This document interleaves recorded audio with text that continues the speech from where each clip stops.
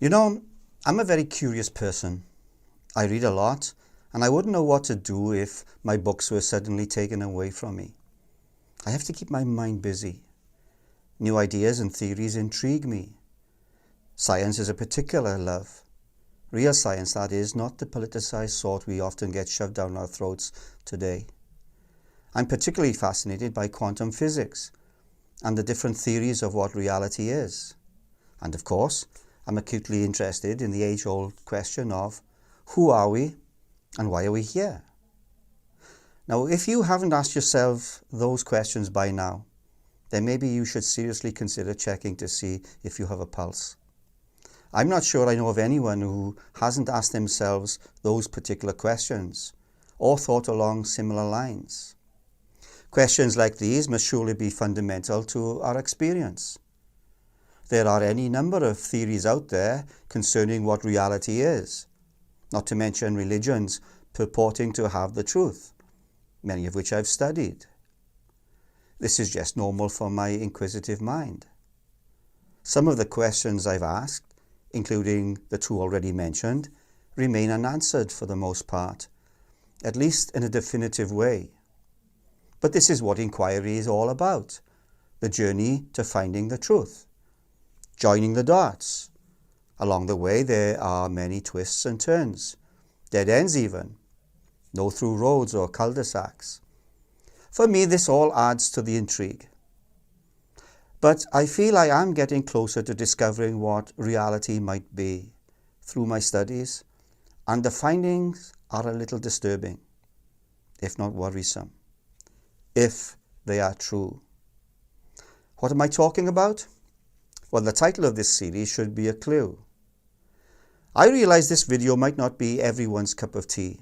You might be convinced you already know the truth, and therefore there's no need to continue the journey. If so, then you can skip this video and the following in the series and move on. If not, and like me your curiosity gets you every time, then you might want to stick around. And we can go on this journey of discovery together to see if we can make sense of the irrationality engulfing the world today. I'm your host, the Grumpy Grandpa.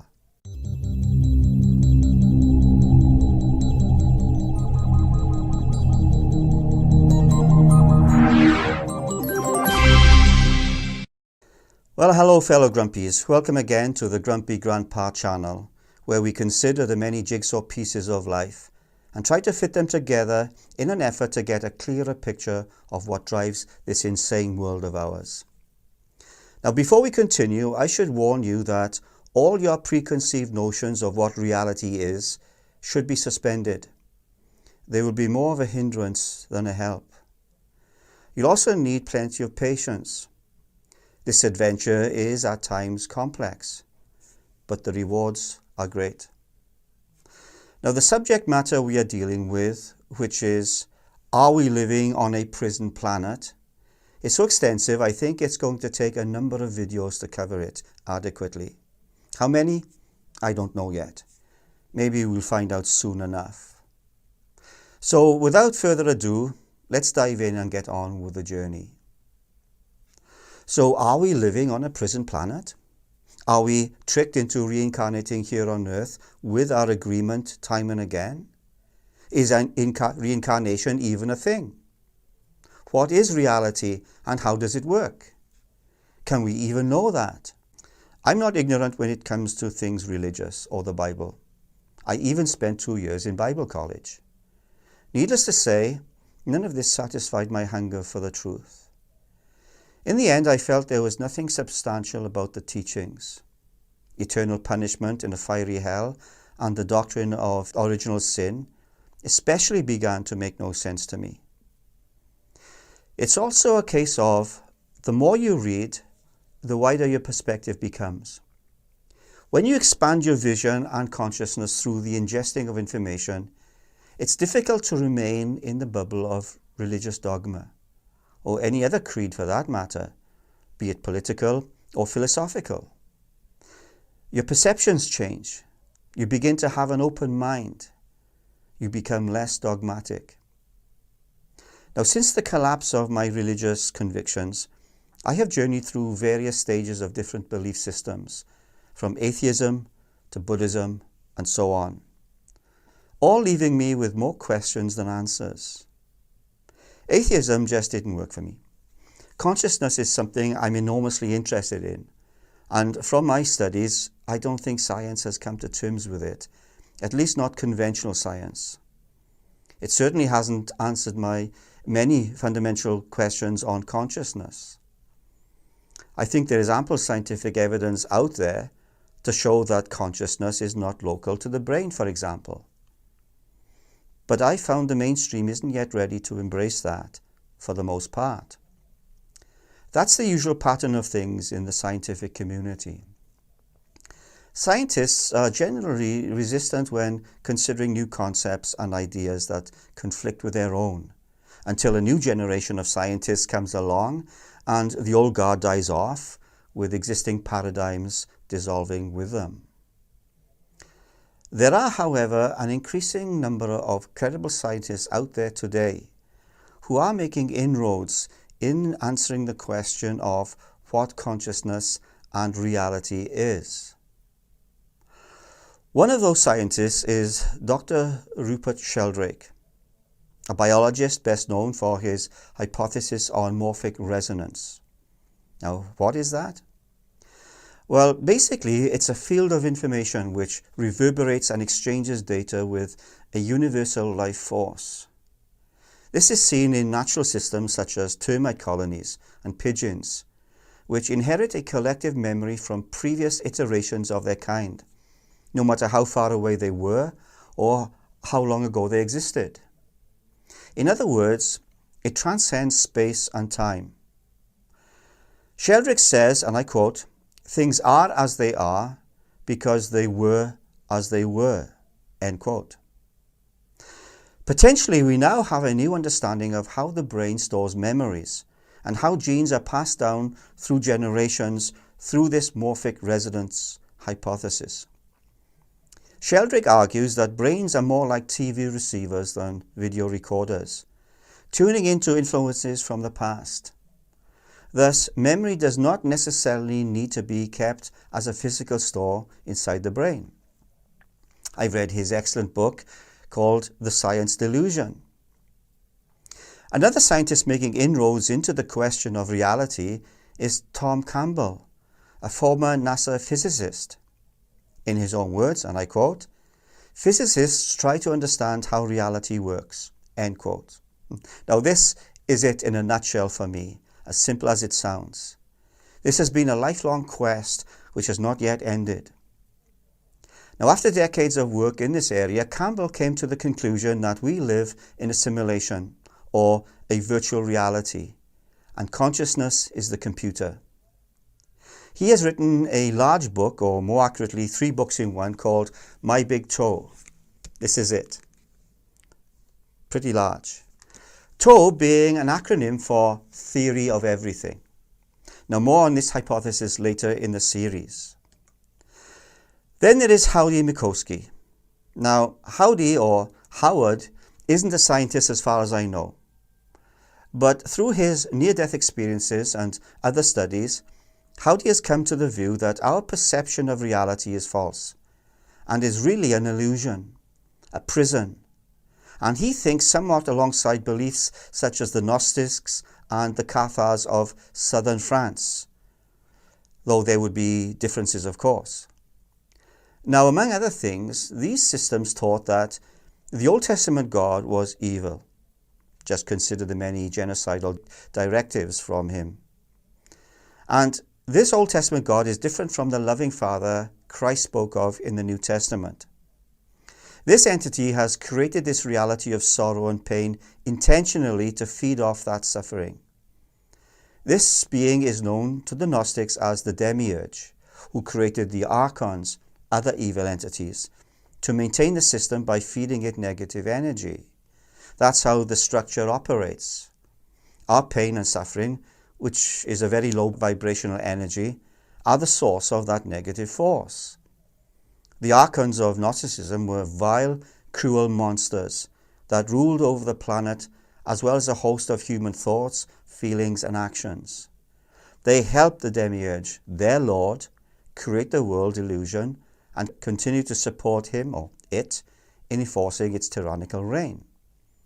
Some think these entities are interdimensional beings, and they could very well be for all we know. Or they could be analogous for something else, for example, other ET entities.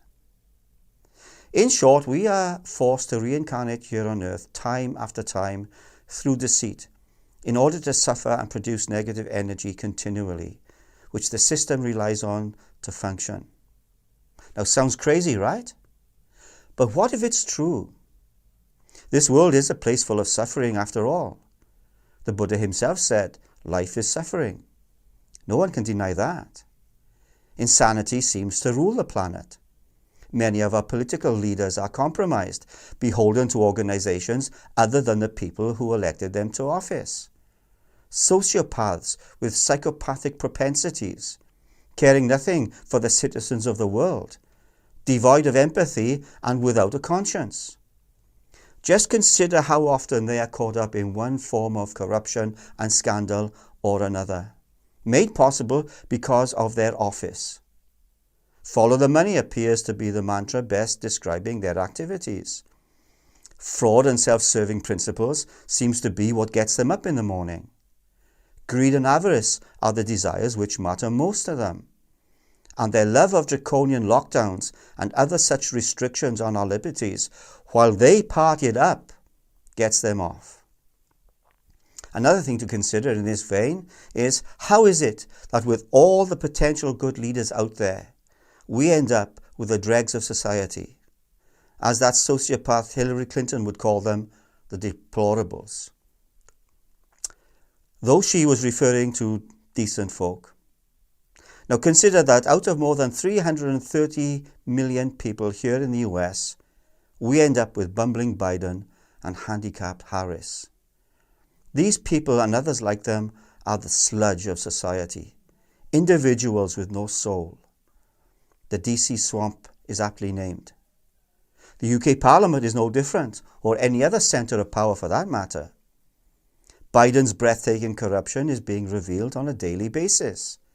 And Harris's incompetence, well, words fail me. But not her.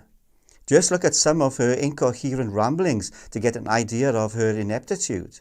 We know that we really are quite behind in terms of maximizing our collective understanding about how we will engage on the technology of today and what we can quickly and easily predict will be the technology over the next decades. So to maintain our position as the United States of America on this issue, it is critical that we work together to understand where we are, to recognize and have the courage to speak truth about what is obsolete, and then to partner to ensure that we are speaking the same language with the same motivation, inspired by the opportunity of it all, but then doing the work of updating how we have been talking and thinking about our exploration in space. UK politicians also seem to be endlessly embroiled in scandal and corruption. South American countries such as Brazil are experiencing the same thing. This is a global phenomenon and getting worse. These demented individuals see themselves as beyond reproach, as untouchables. Admittedly, there are some decent politicians at least out there trying to make a difference. I can name a few. But on the whole, they're nothing but a bunch of psychopathic warmongers and psychotic megalomaniacs. And I know I'm not the only one who believes this. It's so obvious. This is the world in which we live. And we haven't even considered the wars of history, the numerous coercive social revolutions, and the many psychoses that grip the masses, often resulting in murder on a grand scale. Consider Mao Zedong and what went on with the Chinese Revolution. Look it up if you haven't already. Pol Pot and the killing fields of Cambodia. Stalin's Great Purge and Hitler's genocide of the Jews. And so we could go on, down to the present day wars and conflicts, and corrupt corporations like the military-industrial complex, making billions of perpetual war and suffering, with politicians of all shades in their pockets. And when we in the West point a self-righteous finger at Russia, remember that 3 point back at us. Consequently, this theory of Howdy's and others like him doesn't seem to be so far out there once you begin to take notice of the insanity and greed of our political class and society as a whole. Ordinary people can be just as insane as our political stooges, especially when they're in crowds. And when you zero in more closely, you begin to suspect that there is another force behind this irrationality and recklessness. The puppeteers begin to be exposed. A great revealing takes place. There's another reason I think Howdy might be onto something, and that's the subject of remote viewing. Now, for those of you who have never come across this phenomenon, remote viewing, otherwise known as extrasensory perception, is the ability of humans to perceive information and images of remote targets, irrespective of time and space. The United States and the Soviet Union are known to have spied on each other during the Cold War, employing psychic remote viewers, with the particular aim of acquiring intelligence data of a military sort. Remote viewing, put simply, is the capacity of the human mind to obtain information about geographical and temporal remote destinations, otherwise unavailable by any known sensory means. Now, this would fall in line somewhat with what Rupert Sheldrake is arguing for, the non-locality of consciousness. I've been studying remote viewing for a number of years, and I'm convinced by the results that it's a real phenomenon. Now, what you're about to see is a trailer from the documentary Third Eye Spies. This is very revealing. I've provided a link below to the full video, which can be watched free on YouTube. If you had an ability to be able to remotely perceive stuff any place in the world, that could be an extraordinary intelligence source. We found that many individuals are able to accurately describe what's going on in distant locations. Are you saying that the work you've been doing is classified? It was a research facility. That was all that we were going to tell them.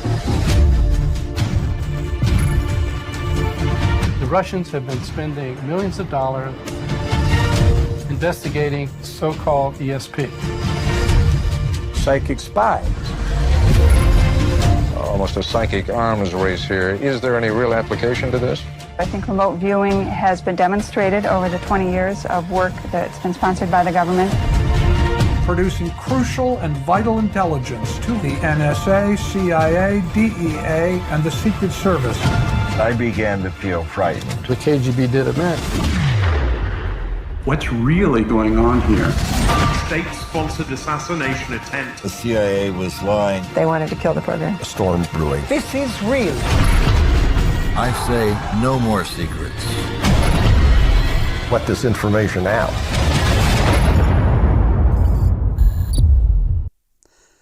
Now, coming to the point of all this, there is a remote viewing institution called the Farsight Institute, and they have many videos on their website, farsightprime.com, with remote viewing projects of various subjects. One of those projects is called the Death Traps, and this has serious relevance to what we are discussing. It talks of our being trapped after death, having our memory wiped, and being forced to reincarnate back on Earth. Images of our loved ones and soul guides, along with a life review, are presented to us as part of the deception. Now, I'm going to let the director of Farsight, Dr. Courtney Brown, explain in his own words what the death traps are all about.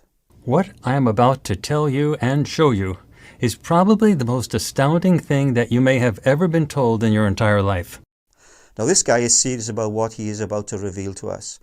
I have followed Courtney Brown for some time, and I'm convinced that under his directorship, Farsight is onto something big. Initially, I expect that very few will believe it or even try to consider it. It will sound too outlandish or over the top for most people. But whatever you do with this information, whether you believe it or not, at least for myself, know that after looking at the accumulation of data collected at Farsight over a great many years, I am certain it is true. Now, this does rely on a lot of trust on our part. We cannot prove one way or another if this information is correct or not. But at least some credibility has to be given to an institute with Farsight's track record. Earth has long been a planet that has been operated as a prison, and I mean this literally, not as a metaphor for something else. I'm someone who pays a close attention to body language, and I pride myself in my ability to read people. And I don't say that lightly. I don't have many outstanding abilities. I'm not a gifted person. I'm a bit of a dullard, if anything. But I can read body language, and this guy gets my attention. People who live here were mostly dumped here from somewhere else, from other planets on other star systems within our own galaxy, and possibly some star systems in other nearby galaxies. Do you feel you've been dumped? I feel I've been dumped most of my life. I just don't feel I belong here, or that's how I felt for a very long time. And there are a lot of people who feel the same way. This is a possible explanation for that. They get dumped here by being born here. They lose all their memories of who they were in the past, where they came from, who their families are and were, and they don't remember the property that they owned that was taken from them. So here we have the memory wipe, mentioned by most, if not all, of the reincarnation belief systems. And as we will see in subsequent episodes, this is huge. And when people die on Earth, a technique was established to involuntarily recycle them back into another life on this planet, memory-free, so that they could never leave. And here we have the involuntary aspect of this problem. Unlike many of the beliefs surrounding reincarnation, what these theories are revealing is that we are not free to leave this illusion and reincarnate elsewhere, but are forced to come back here indefinitely. It is a process that is so cruel, so barbaric, and yet so unbelievable, it is best to show you rather than tell you. Now, you will have to subscribe to Farsight Prime if you want to see what he's talking about in detail. Last off, I think it's around $9.99 a month. But in my opinion, well worth it. It is an eye-opener. Now, here are a few brief clips on the remote viewing process with regard to the death traps. And it doesn't feel like he remembers who he was or who he used to be. I sense numbness and booming sounds and lots of roaring, like an explosion happened. There's lots of electricity and frequency sounds are coming from something. There's huge amounts of shaking. One of these guys are absolutely not nice. Like the other two are almost neutral, but more bad than good. But this one guy, like, he's got this triangular-ish shape. He's not nice at all. He's mean. He's bad. He's bad. All the time. Like, it's like someone is constantly being tortured here. It sounds like hell. Sounds like hell. They're describing the memory wipe process, and after that, the procedure we come back for more hell. Any hope of escaping from this prison will depend on understanding the workings of the death traps. So there you have it. Unless we know about this phenomenon and understand what's going on, we are unlikely to escape this prison. And if this is true, and I must emphasize if, then we have a great problem, and we need to figure out an escape plan. When you fit all the pieces together, you see a picture forming. And if you have an open mind, you can't help but feel that there is something to this subject. These various theories have their differences, but they have a core thesis, which is, this planet is a prison, and we are the inmates. Now, I have tried to lay out a comprehensive introduction to this subject as best I can, and as you can appreciate, there are many strands to consider. Hopefully there is enough here in this first part to whet your appetite for you to want to come back for more. The more people who are aware of this situation, the more likely this information will be passed on, and a greater number of us will be able to work on the problem, hopefully coming up with a solution on how to throw off these tyrannical entities trying to control us. But the important question is this: are humans too dumb to be set free? Now, in the next video, we will begin to zero in on the various pieces and get more of a nuanced view of the subject. I'm the Grumpy Grandpa. See you the next time.